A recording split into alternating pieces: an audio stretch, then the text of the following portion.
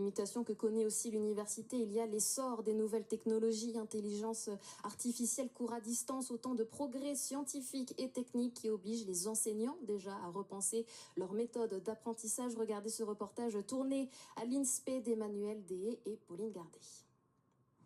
L'INSPE, l'Institut national supérieur du professorat et de l'éducation à Besançon. Ici, on apprend à apprendre et au deuxième étage, dans cette drôle de salle de classe, on fait même des expériences. Aujourd'hui, par exemple, on va tester le Jigsaw. Le Jigsaw, en traduction, ça serait la classe puzzle. C'est une méthode d'apprentissage coopératif. Donc vous allez apprendre en travaillant avec les autres, en groupe. Savoir analyser un article scientifique en anglais, l'exercice est simple et pour répondre aux questions, les étudiants vont mettre tous leurs efforts en commun. Ce n'est pas la seule surprise de cette classe laboratoire. Derrière cette vitre sans teint, s'il le souhaite, le professeur peut enregistrer son cours pour se corriger ensuite, et bien plus encore. Là, ça nous permet, par exemple, de faire venir des classes de primaire et d'avoir des chercheurs qui observent ce qui se passe sans perturber l'écosystème de la classe. Et ça n'existait pas à mon époque. Comme ces bureaux à roulettes d'ailleurs, qui permettent de changer très vite de groupe.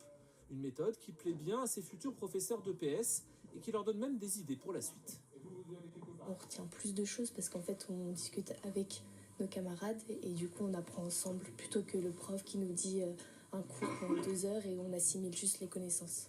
On a des stages à faire là dans cette année de master, donc je pense qu'on réutilisera cette méthode-là pour faire apprendre aux élèves, pour transmettre notre savoir sous forme de petits groupes.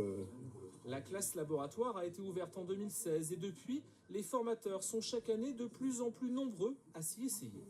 Demain, il y a 6 heures de cours dans la classe. Vendredi, il y a 4 heures de cours. Donc c'est une salle de classe qui est largement utilisée aujourd'hui par les collègues.